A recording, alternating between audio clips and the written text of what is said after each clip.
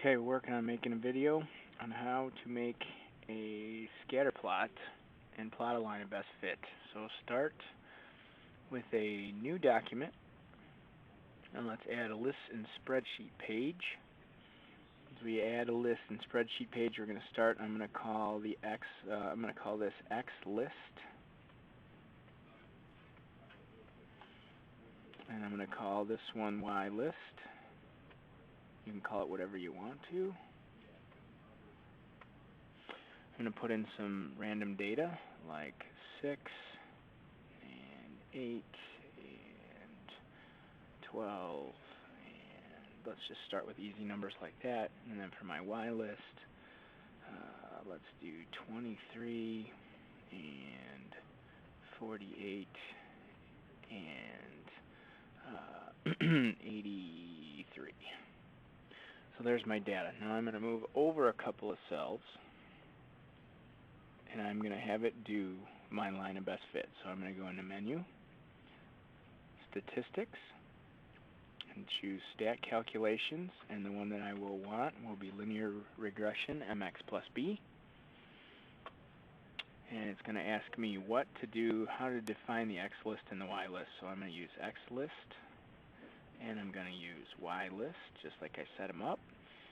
Save regression equation 2, it's automatically going to put it in here, and then I'm just going to keep hitting the tab key until OK shows up, and hit OK.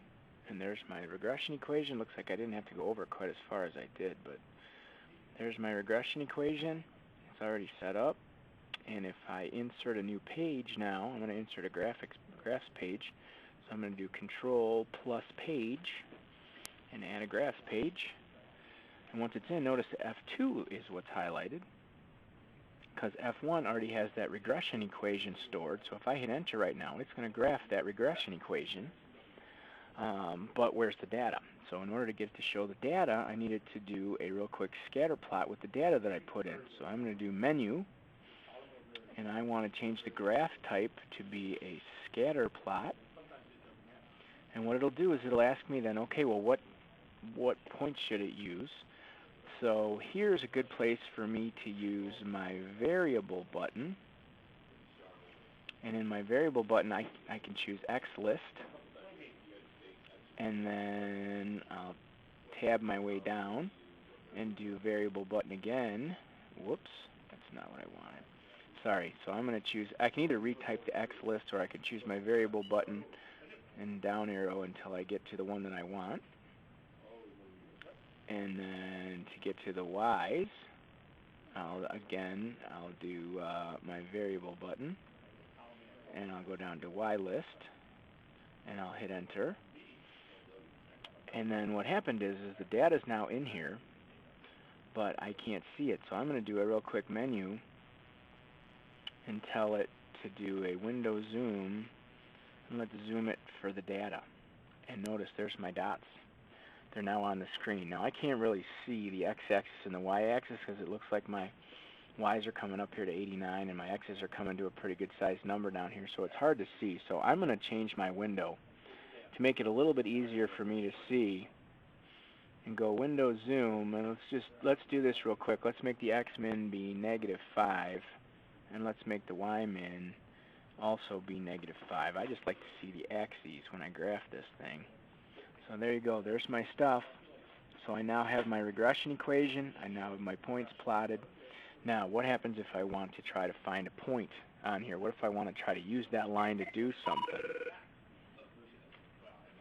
So what I'm going to do is I am going to now put a point on this graph. And so if I go to Menu, Points and Lines, let's put a point on this graph. So here's a graph. Now this point is now on the graph. There's the coordinates of the point. And I'm going to need, if this thing still shows up, I'm going to want to hit Escape.